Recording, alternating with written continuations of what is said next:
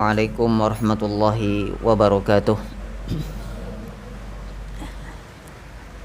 Innal hamdalillah nahmaduhu wa nasta'inuhu wa nastaghfiruh wa na'udzu billahi min shururi anfusina wa sayyiati a'malina.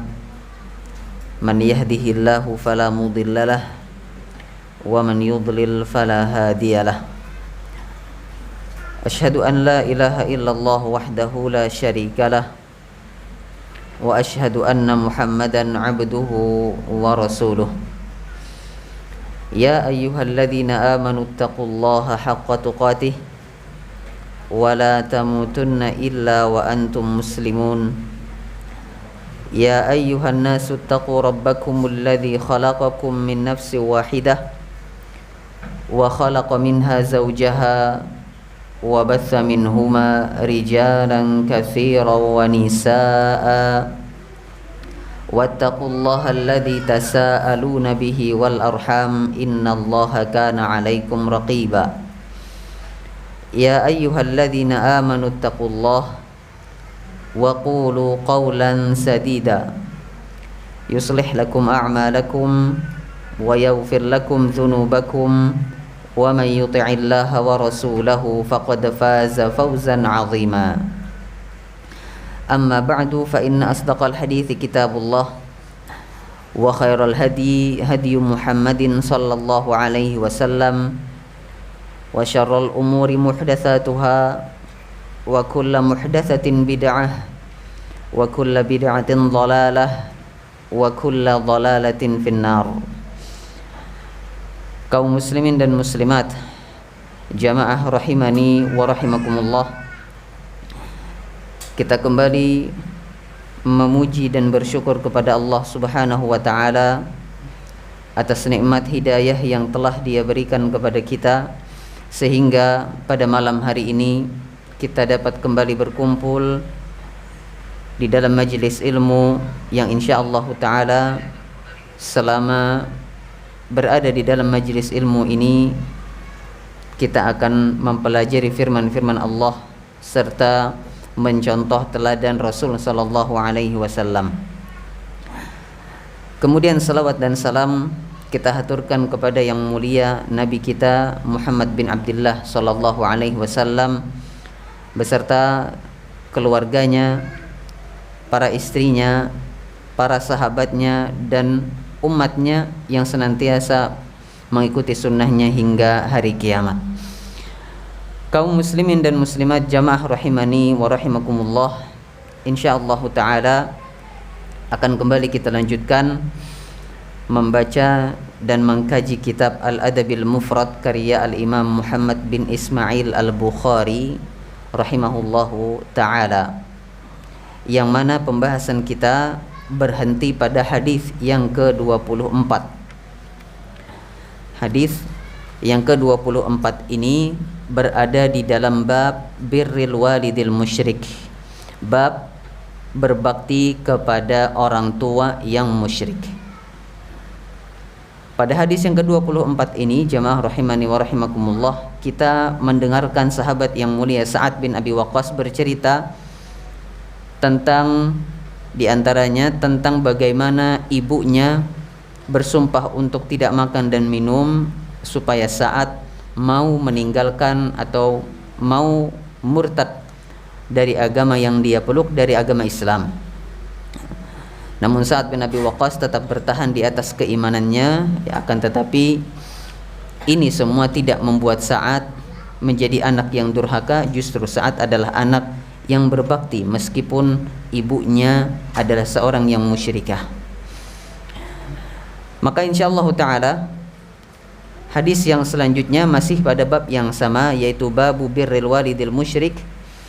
Hadis yang ke-25, Al-Imam Al-Bukhari rahimahullahu ta'ala mengatakan, haddatsana Al-Humaidi qala haddatsana Ibnu Uyainah qala haddatsana Hisham ibnu Urwah qala akhbarani abi qala akhbaratni Asma'u bintu Abi Bakrin radhiyallahu anhuma qalat atatni ummi raghibatan fi ahdin nabiyyi sallallahu alaihi wasallam Fasa'altu an-nabiy sallallahu alaihi wasallam afa asiluha qala na'am qala Ibnu Uyainah fa anzalallahu azza wa jalla fiha la yanhaakumullahu 'anil ladzina lam yuqatilukum fid din al-ayah. Kata Imam Bukhari rahimahullahu taala telah mengajarkan kepada kami Al-Humaidi. Beliau berkata telah mengajarkan kepada kami Ibnu Uyainah. Beliau berkata telah mengajarkan kepada kami Hisham bin Urwah. Hisham berkata telah mengabarkan kepadaku ayahku, yakni Urwah bin Zubair. Beliau berkata telah mengabarkan kepadaku Asma bintu Abi Bakrin radhiyallahu anhuma. Asma binti Abi Bakar As-Siddiq radhiyallahu anhuma. Asma berkata, suatu ketika ibuku mendatangiku dalam kondisi raghibah. Ya. Disebutkan di sini jamaah rahimani wa rahimakumullah bahwasanya ibu yang dimaksud oleh Asma binti Abi Bakar namanya adalah Qailah. Ya. Ibunya Asma namanya Qailah. Qailah atau ibunya Asma radhiyallahu anha datang kepada Asma dalam kondisi raghibatan. Ya. Disebutkan makna raghibatan di sini adalah tami'atan fi su'aliha wa birriha. Dalam kondisi berhasrat untuk mengunjungi dan menanyakan kondisi dari Asma. Ya. Kalau biasa kita temui anak yang mengunjungi orang tuanya, kali ini orang tuanya Asma mengunjungi anak perempuannya si Asma. Dan tidaklah mengapa. Taib. Kunjungan ini terjadi pada saat Sulhul Hudaybiyah. Terjadi pada saat janji damai antara kaum muslimin dan musyrikin di sebuah tempat namanya Hudaybiyah. Makanya perjanjian ini dikenal dengan nama Sulhu Al-Hudaybiyah, perdamaian di kota atau di daerah Hudaybiyah. Artinya sebelumnya kaum muslimin pernah atau sempat terjadi peperangan dengan musyrikin. Lalu disepakatilah adanya gencatan senjata atau perdamaian, ya, sehingga pada masa-masa ini tidak dibenarkan adanya peperangan. Ya. Nah, perlu diketahui jamaah rahimani wa rahimakumullah bahwa ibunya Asma radhiyallahu anha ketika mengunjungi Asma, ya, dalam kondisi musyrikah. Ya, ibunya Asma ketika mengunjungi Asma dalam kondisi musyrikah. Ya. Sudah seperti itu, sudah musyrikah, beliau datang dalam kondisi berada di pihak musyrikin. Ya, berada di kubunya orang-orang musyrikin. Meskipun perdamaian, meskipun sedang masa damai, masa gencatan senjata, akan tetapi kondisi beliau tetaplah, ya, lebih mendukung kaum musyrikin. Tentu saja hal seperti ini membuat Asma bertanya-tanya, di masa gencatan senjata, bolehkah saya menemui ibu saya yang kondisinya musyrikah? Ya, maka Asma bertanya kepada Nabi sallallahu alaihi wasallam, dia berkata, "Afa asiluha?" Wahai Rasulullah, bolehkah saya menyambung tali silaturahmi kepada beliau? Artinya, bolehkah saya menyambut beliau, menyambut kedatangan beliau, ibu saya? Sekali lagi, ibunya dalam kondisi musyrikah, bahkan berada di kubu kaum musyrikin. Ya, boleh enggak seperti ini? Ya, maka kata Nabi sallallahu alaihi wasallam, qala na'am. Kata Nabi sallallahu alaihi wasallam, iya, boleh, silahkan. Ya.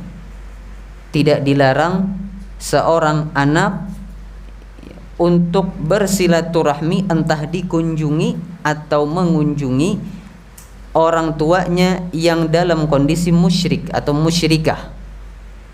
Apalagi di zaman sekarang sedang tidak ada masa peperangan. Ya, kalau saat masa peperangan, saat masa gencatan senjata saja boleh dilakukan hal seperti ini, diizinkan oleh Nabi SAW, maka dalam kondisi yang aman seperti sekarang ini lebih pantas lagi untuk kita sambung tali silaturahmi. Ya.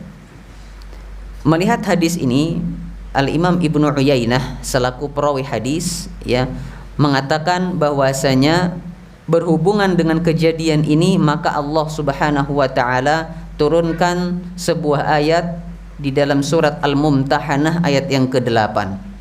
Ayat yang mulia ini jamaah rahimani wa rahimakumullah menjelaskan atau menjadi penguat bahwasanya Allah Subhanahu wa taala tidaklah melarang kita berbakti, bersilaturahmi kepada ayah, ibu dan anggota karib kerabat lainnya meskipun mereka musyrik, selama ini catatannya, selama kesyirikan mereka ini tidak membuat mereka memusuhi kita, tidak memerangi kita. Maka berbeda kondisinya ketika musyrik atau musyrikah yang kita kunjungi ini dia masih dalam kondisi memerangi kita, dialah orang yang turun berperang. Maka ini beda cerita, beda hukumnya. Adapun kalau sekedar musyrik saja, berada di kubunya musyrikin saja tapi tidak ikut dalam berperang, ya, tidak ikut membenci, memusnahkan kaum muslimin, maka tidaklah mengapa bagi seorang anak untuk berbakti kepada orang tuanya.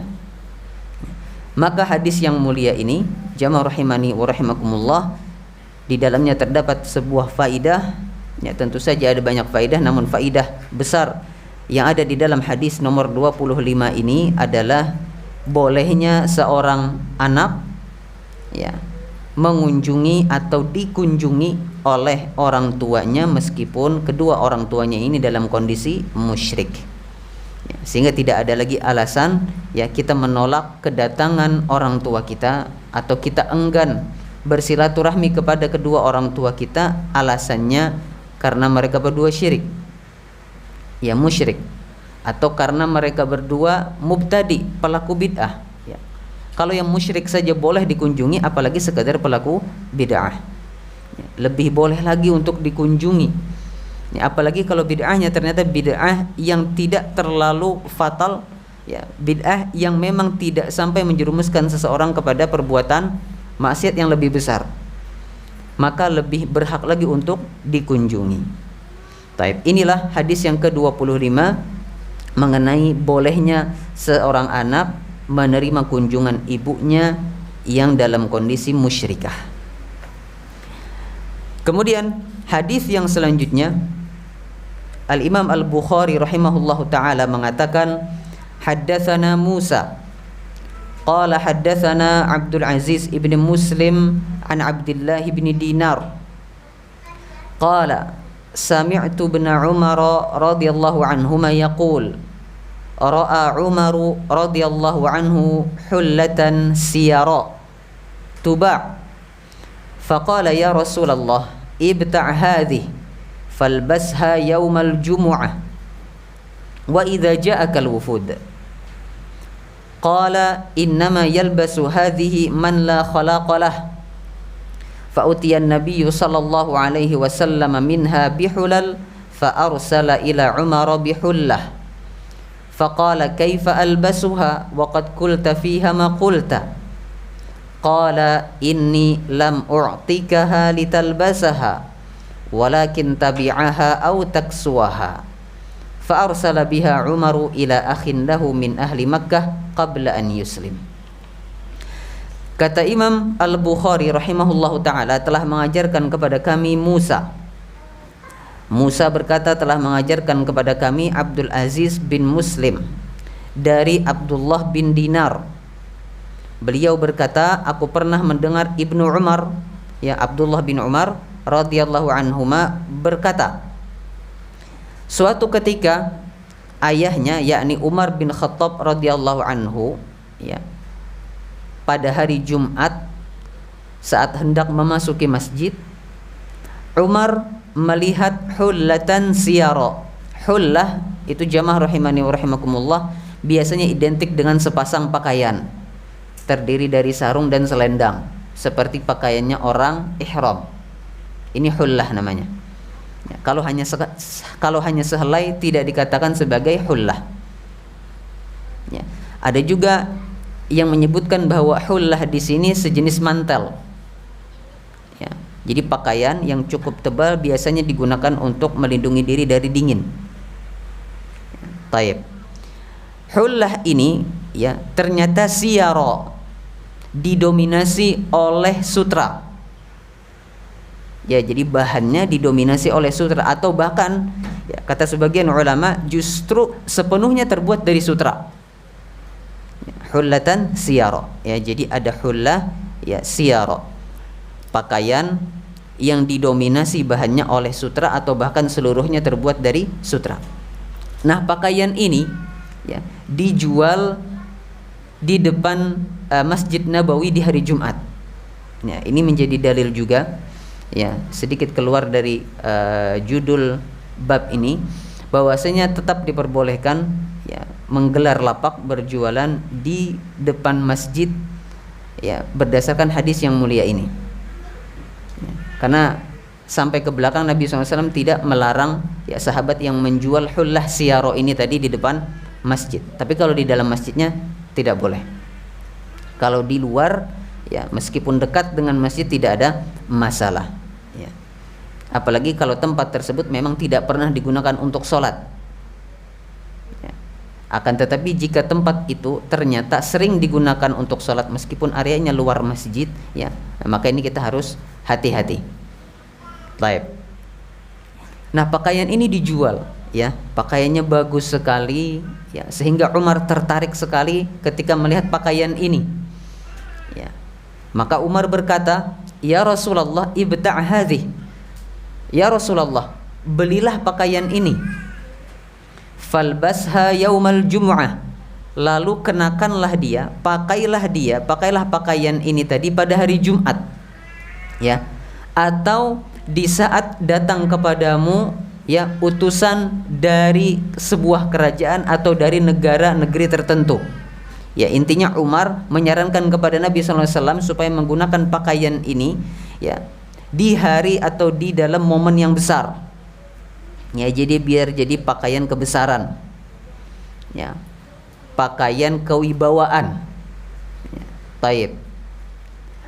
Lalu apa reaksi Nabi SAW ketika mendengar saran dari Umar? Ya. Qala innama yalbasu hadhihi man la khalaqalah. Sesungguhnya tidak ada yang pakai baju seperti ini, kata Nabi SAW, kecuali orang yang nanti di akhirat tidak punya jatah untuk menggunakan sutra. Maksudnya apa? Orang yang mengenakan pakaian sutra, laki-laki maksudnya, ketika di dunia maka dia tidak punya jatah untuk menggunakan sutra di akhirat. Dengan kata lain, orang ini tidak akan masuk surga. Ya. Ini penolakan Nabi SAW dengan cara yang sangat baik, dengan cara yang halus. Ya. Nabi katakan, sesungguhnya yang pakai ini wahai Umar hanyalah mereka yang nanti di akhirat tidak dapat jatah untuk menggunakan sutra di surga. Ya. Taib. Maka ya, pada suatu ketika ya, atau bahkan tidak lama dari kejadian ini, Nabi SAW dihadiahi beberapa pakaian serupa. Ya, jadi Nabi tadi nggak jadi beli, Umar juga tidak beli, ya. Tapi akhirnya ada yang memberikan beberapa helai pakaian yang serupa kepada Nabi SAW. Ya, dihadiahi kepada beliau. Maka Nabi SAW mengirim satu helai, mengirim satu setel hullah itu tadi kepada Umar. Ya. Maka Umar pun ya bertanya kepada Nabi SAW, ya, ya Rasulullah, kaifa albasuha wa qad qulta ma fiha ma qulta. Ya Rasulullah, bagaimana saya mau pakai pakaian ini padahal tadi engkau melarangnya. Ya, tadi kata Nabi SAW pakaian ini hanya dipakai oleh orang yang tidak punya jatah pakai pakaian sutra di akhirat kelak. Loh, kok sekarang pian kirim pakaian seperti ini kepada saya? Ya. Bagaimana mungkin saya mau pakai padahal tadi kamu atau Anda larang. Ya. Maka kata Nabi SAW, inni lam u'tikaha litalbasaha, wahai Umar, sesungguhnya saya memberikanmu pakaian ini bukan untuk engkau pakai, ya. Walakin tabi'aha au taksuha, melainkan engkau jual saja pakaian itu tadi, ya, atau engkau berikan kepada orang yang bisa menggunakannya. Nah, di sini menjadi dalil jamaah rahimani wa rahimakumullah bahwasanya boleh kita menghadiahkan sutra, ya, untuk dijual atau untuk dipakaikan kepada orang lain yang boleh menggunakan sutra, ya, atau yang tidak terkena larangan memakai sutra. Nah, Umar bin Khattab radhiyallahu anhu, ya, setelah mendengar ini dari Nabi Shallallahu Alaihi Wasallam, maka beliau mengirimkan pakaian itu tadi, ya, kepada saudara beliau yang berada di Makkah. Saudara ini adalah saudara seibu, ya, jadi bukan saudara kandung, ya, namanya Utsman bin Hakim. Utsman bin Hakim. Ya, jadi Umar di Madinah, saudara seibunya ini berada di Makkah. Dan saudara seibunya Umar ini radhiyallahu anhu, ya, ketika Umar mau memberikan pakaian ini masih dalam kondisi musyrik. Artinya orang musyrik tidak terkena larangan menggunakan sutra. Ya, yang terkena larangan menggunakan sutra adalah muslim laki-laki. Ya, makanya oleh Umar radhiyallahu anhu dia berikan pakaian sutra itu tadi kepada saudaranya dengan tujuan apa atau dengan harapan apa? Supaya saudaranya ini mau terketuk hatinya untuk masuk Islam, atau supaya saudaranya ini, ya, mau melepaskan gangguannya terhadap kaum muslimin yang ada di Makkah. Jadi ini adalah caranya Umar, ya, supaya saudaranya ini melakukan salah satu dari kedua kebaikan ini, entah dia yang masuk Islam sehingga kebaikan yang lainnya juga tercapai, atau kalaupun dia tidak masuk Islam, setidaknya gangguan dia dan kaum musyrikin lainnya bisa dia tahan, ya, supaya tidak terjadi. Nah, maka di sini jamaah rahimani wa rahimakumullah, ya, sebuah faidah mengenai hadis yang mulia ini adalah diperbolehkannya kita memberi hadiah kepada seorang yang musyrik. Ya, boleh hukumnya kita memberi hadiah kepada seorang yang musyrik, ya. Kalau saudara seibu yang notabene cukup jauh nasabnya, ini saja diperbolehkan, apalagi jika musyrik di sini adalah karib kerabat kita satu nasab, ya, saudara, ya, saudara kandung, ayah, ibu, paman, ya, dan saudara atau karib kerabat senasab lainnya. Lebih berhak lagi mereka untuk diberikan hadiah, apalagi jika diharapkan dari itu semua keislaman mereka. Ya, kalau kita lihat potensi masuk Islamnya besar, ya, maka kita usahakan memberi sesuatu kepadanya. Meskipun nanti ketika sudah masuk Islam, ya, Utsman bin Hakim ini sudah tidak bisa pakai pakaian ini lagi. Ya, karena ketika dia masuk Islam, dia menjadi orang yang dilarang untuk menggunakan pakaian ini selama di dunia. Ya, namun tidak ada masalah, ya, apa yang kita miliki disukai olehnya kita berikan, mudah-mudahan dengan itu hatinya menjadi lunak sehingga dia mau memeluk Islam, ya. Maka di sini jamaah rahimani wa rahimakumullah, ya, terdapat banyak sekali faidah, di antaranya tadi bolehnya membuka lapak atau berjualan di sekitar masjid, ya, di sekitar masjid boleh, dan bolehnya hal tersebut dilakukan, ya, sebelum khatib atau sebelum azan Jumat masih boleh dilakukan. Tapi ketika azan Jumat sudah berkumandang, khatib sudah naik ke mimbar, maka ini sudah tidak diperbolehkan lagi, ya, sebagaimana firman Allah Subhanahu wa taala di dalam surat Al-Jumu'ah, wa dzarul bai', ya, dan tinggalkanlah jual beli. Taib.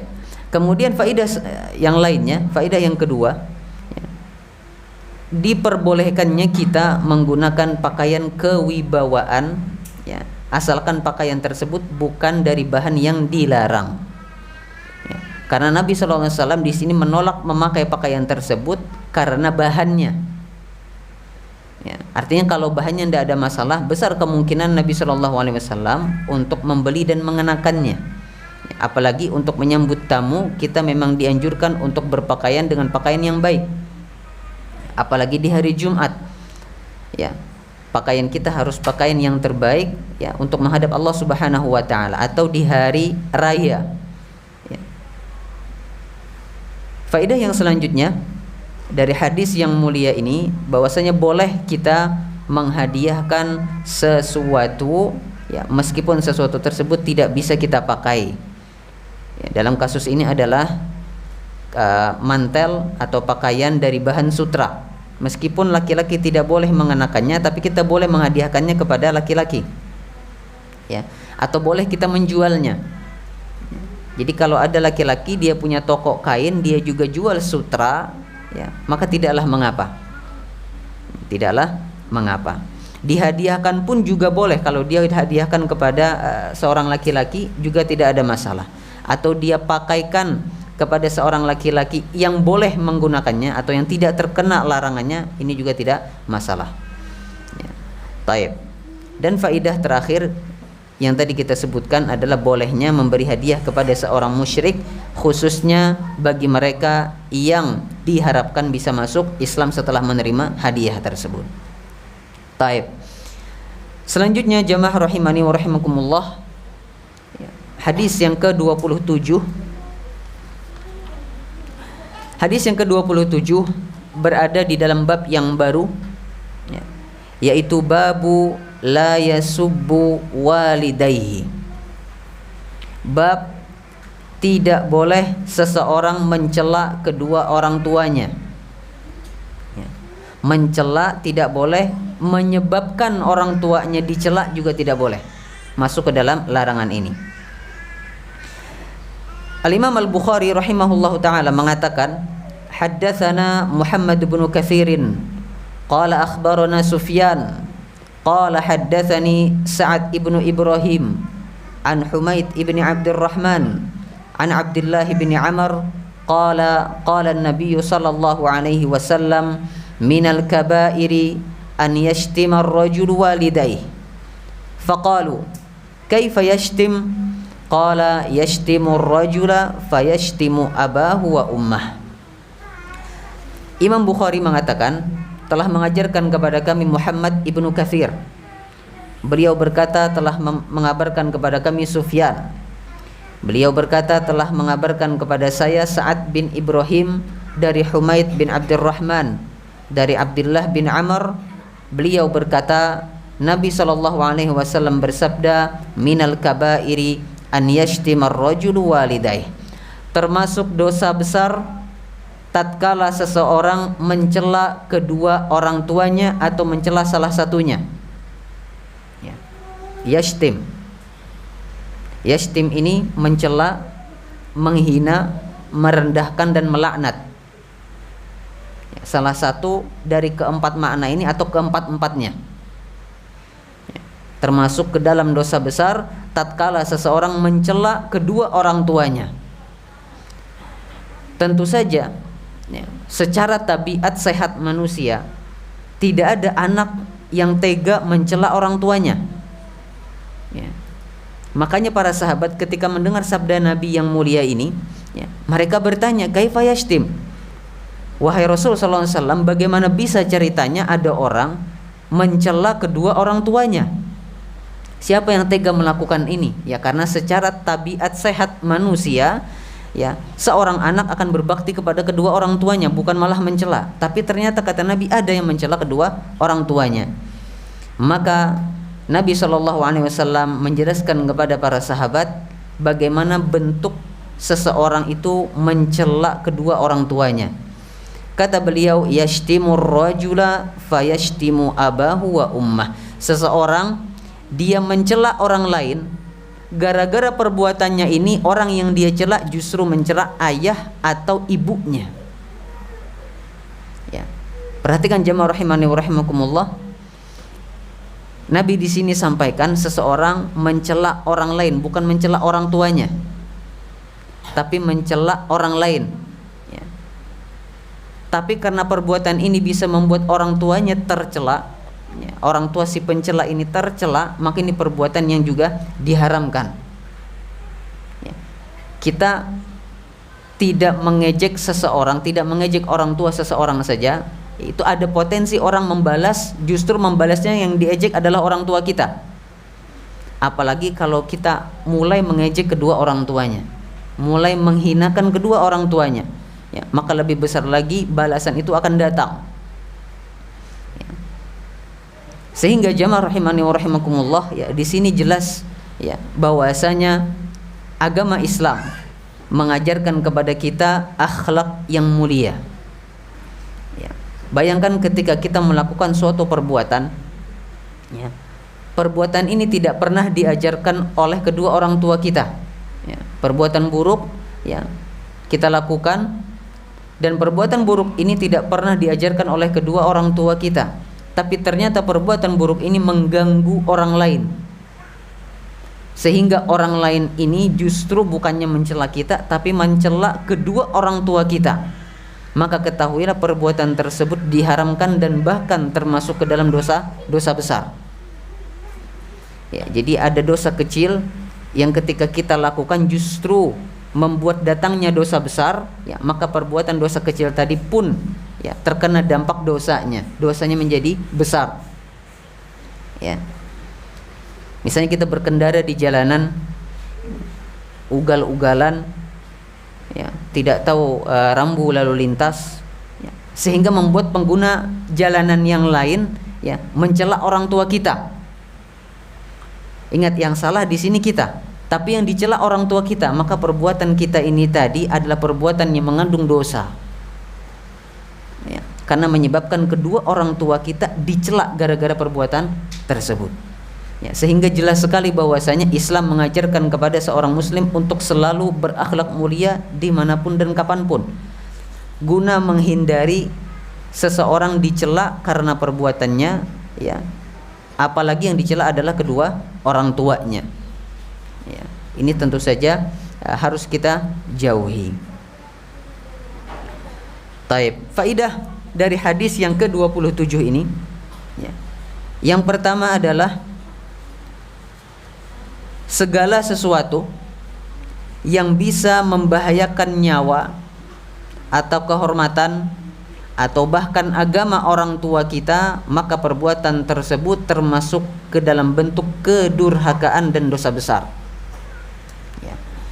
Mungkin kita menyambung silaturahmi kepada kedua orang tua, mungkin kita berinfak, memberikan harta kita kepada kedua orang tua, tetapi muamalah kita kepada orang lain, ya, adalah muamalah yang buruk, sehingga dengan muamalah buruk ini malah kita dikatakan atau dicap sebagai orang yang durhaka karena gara-gara perbuatan tersebut orang tua kita dicela.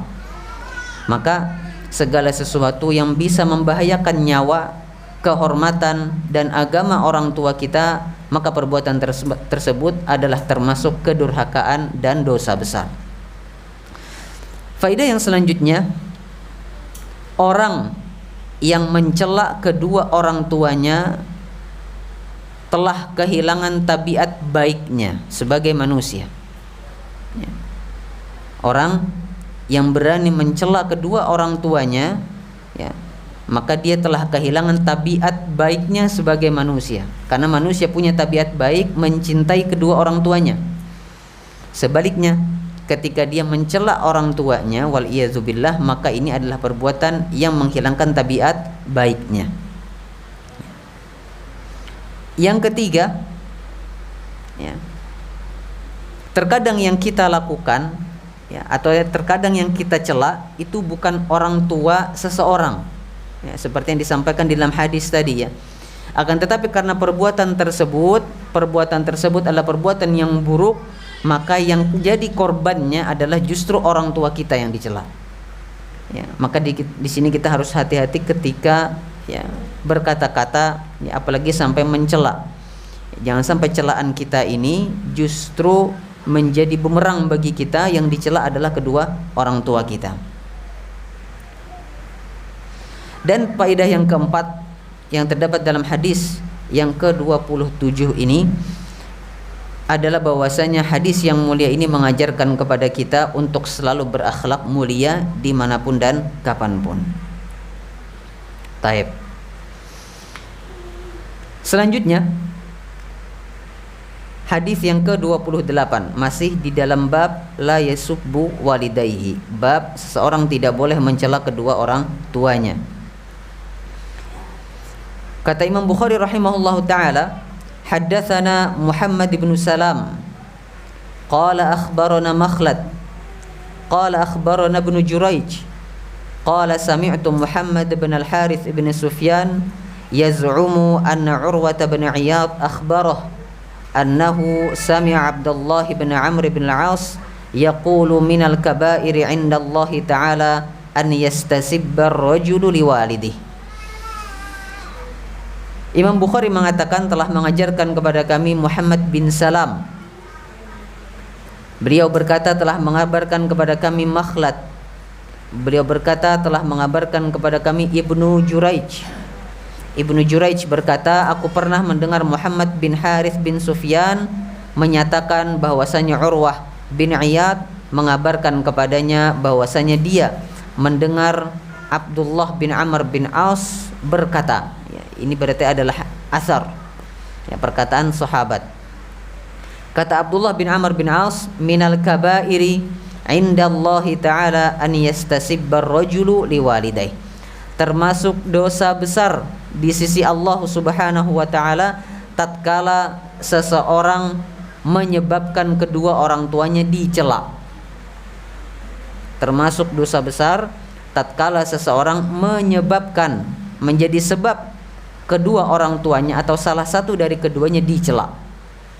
Ya, ini selaras dengan hadis yang sebelumnya yang kita baca. Taib. Selanjutnya, jamaah rahimani wa rahimakumullah, hadis yang ke-29 kali ini berada di dalam bab uqubati uquqil walidain, bab hukuman seseorang yang durhaka kepada kedua orang tuanya. Salah satu perbuatan kedurhakaan itu tadi adalah mencela kedua orang tua atau menyebabkan kedua orang tua dicela. Taib. Kita dengarkan terlebih dahulu azan Isya. Insyaallah kita lanjutkan setelahnya. Wallahu a'lam.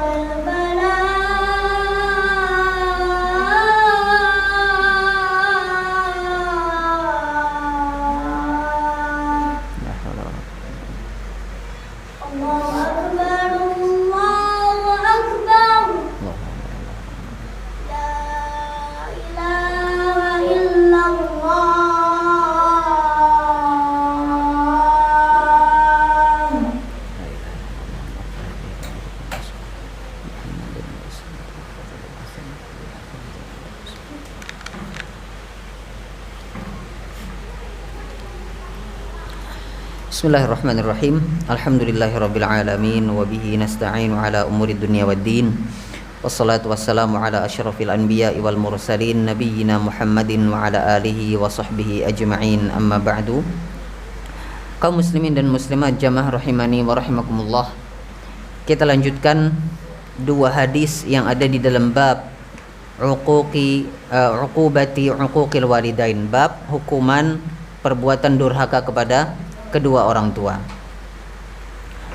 Al-Imam Al-Bukhari rahimahullahu taala meriwayatkan hadis ini dari sahabat yang mulia an Abi Bakrata 'anin Nabi sallallahu alaihi wasallam qala ma min dhanbin ajdaru an yu'ajjala li sahibihi al-'uqubah ma'a ma yuddakharu lah min al-baghi wa qati'atir rahim. Dari sahabat yang mulia Abu Bakrah dari Nabi sallallahu alaihi wasallam bahwa beliau bersabda, tidak ada dosa yang lebih layak untuk disegerakan hukumannya di dunia sebelum nanti di akhirat. Ya. Jadi jamaah rahimani wa rahimakumullah, tidak semua perbuatan dosa yang hukumannya disegerakan di dunia lalu di akhirat sudah tidak dihukum lagi. Kalau orangnya tidak bertobat, ya tetap akan mendapat hukuman di akhirat. Jadi di dunia dapat, di akhirat dapat. Ya. Baik. Nah, perbuatan apa yang kata Rasul sallallahu alaihi wasallam paling layak supaya orangnya langsung disiksa, menerima hukuman saat di dunia ini? Ternyata ada dua. Yang pertama adalah al-baghyu. Al-baghyu di sini adalah az-zulmu, perbuatan zalim, yang meletakkan sesuatu tidak pada tempatnya. Termasuk ke dalam perbuatan zalim adalah asyirku billah, yang menyekutukan Allah Subhanahu wa taala karena dia telah menempatkan ibadah tidak pada tempatnya. Di saat ibadah hanya boleh ditempatkan untuk Allah Subhanahu wa taala, dia tempatkan ibadah itu untuk selain Allah. Ya, maka ini perbuatan zalim. Atau al-baghyu juga bisa bermakna al-khuruju an ta'atil imam, keluar dari ketaatan kepada pemimpin meskipun pemimpin ini zalim. Ya, karena kita tidak ada urusan dengan kezaliman pemimpin. Biarkan Allah Subhanahu wa taala yang pegang urusannya. Tugas kita sebagai rakyat, ya, sebagai yang dipimpin adalah mentaati pemimpin selama perintah tersebut tidak bermaksiat kepada Allah Subhanahu wa taala. Ya. Nah, kata Nabi SAW, perbuatan seperti ini, perbuatan zalim kemudian keluar dari ketaatan kepada pemimpin, ini adalah perbuatan yang layak untuk langsung diberikan hukumannya di dunia sebelum nanti di akhirat kalau belum bertaubat. Dan yang kedua, perbuatan yang kata Nabi SAW layak untuk langsung pelakunya dihukum di dunia sebelum nanti di akhirat adalah qati'atur rahim, memutus tali silaturahmi. Ya.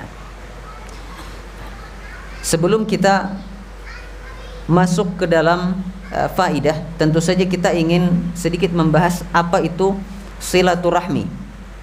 Ya, memutus silaturahmi. Lalu apa itu silaturahmi? Ya. Al-Imam An-Nawawi rahimahullahu taala menyebutkan di dalam kitabnya Al-Minhaj, ya, tentang makna silaturahmi.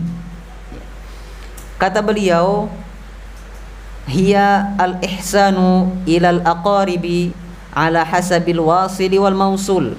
Ya. Perbuatan baik kepada karib kerabat. Ya, perbuatan baiknya seperti apa? Tergantung siapa yang menyambung tali silaturahmi dan kepada siapa tali silaturahmi itu tadi disambung. Artinya menyesuaikan kondisi perbuatan baiknya, tidak mutlak satu perbuatan baik dikatakan silaturahmi. Ya, artinya sesuaikan kondisinya. Itu adalah ta'rif atau definisi silaturahmi menurut Imam An-Nawawi rahimahullahu taala. Lalu siapa yang paling layak untuk kita sambung tali silaturahminya? Ya. Maka yang paling layak tentu saja adalah al-walidan, kedua orang tua. Ya. Kemudian al-ajdad, kai dan nini, ya, kakek nenek. Kemudian al-ikhwah, saudara-saudari kandung, ya. Dan yang selainnya, ya, yang masih merupakan karib kerabat atau keluarga kita. Tapi yang paling utama di sini adalah al-walidan, kedua orang tua. Dan hukum silaturahmi kepada orang tua wajib. Ya. Jadi semakin jauh hubungan nasab, hubungan karib kekerabatan itu tadi, maka semakin ringan hukum silaturahminya. Ya. Kalau tadi orang tua wajib silaturahmi, nanti semakin jauh, ya, ini akan semakin menurun hingga nanti sampai kepada mustahab, sunnah. Ya.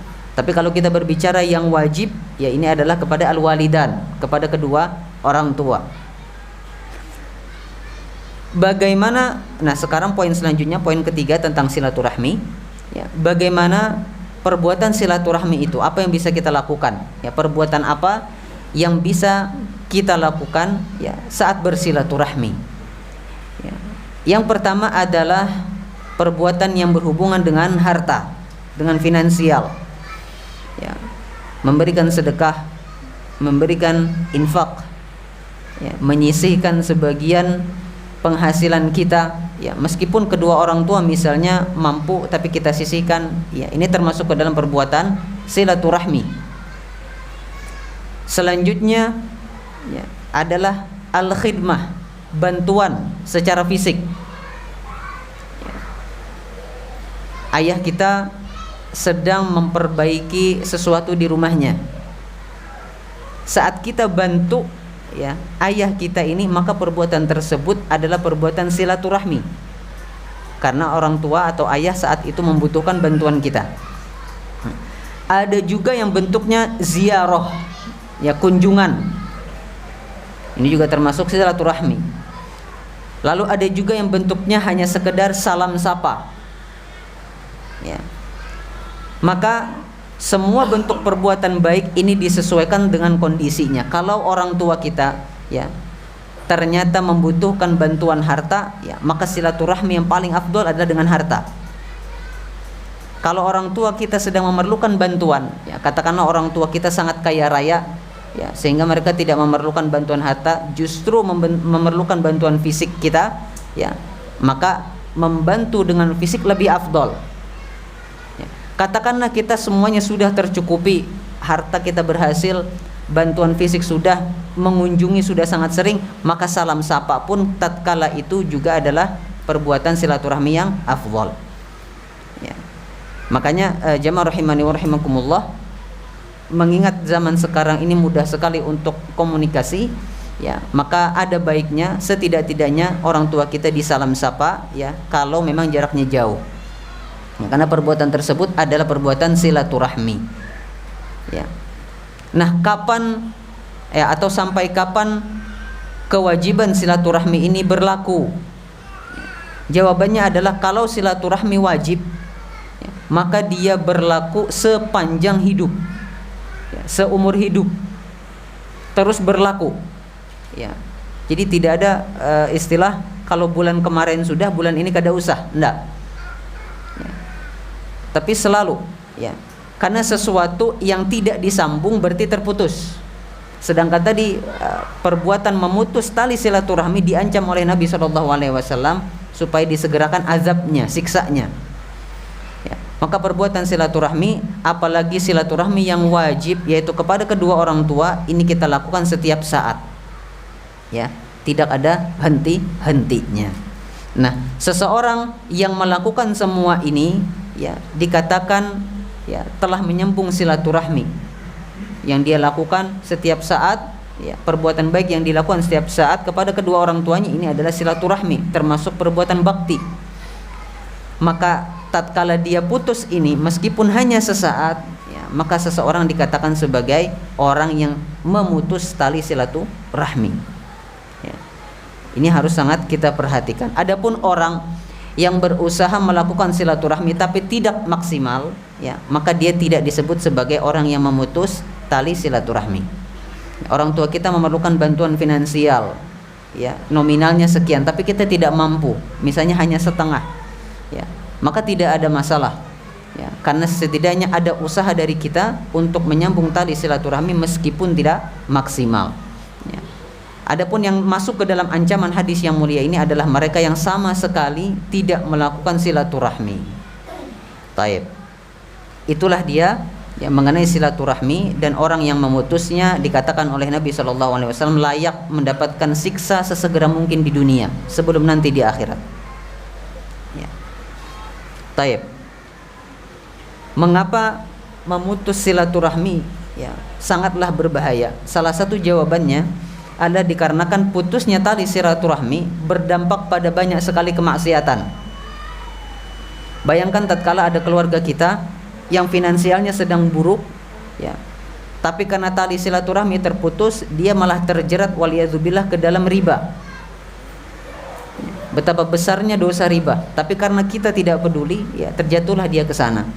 Ya, ini menandakan bahwasanya perbuatan pemutus silaturahmi layak untuk mendapatkan ancaman sebesar ini, karena memang dampak yang dilahirkan oleh perbuatan ini sangatlah besar. Taib. Wallahu a'lam bishawab. Kita cukupkan sampai di sini. Insyaallah taala kita lanjutkan kembali pada pertemuan yang akan datang biiznillah. Atas segala kekurangan kami memohon maaf yang sebesar-besarnya.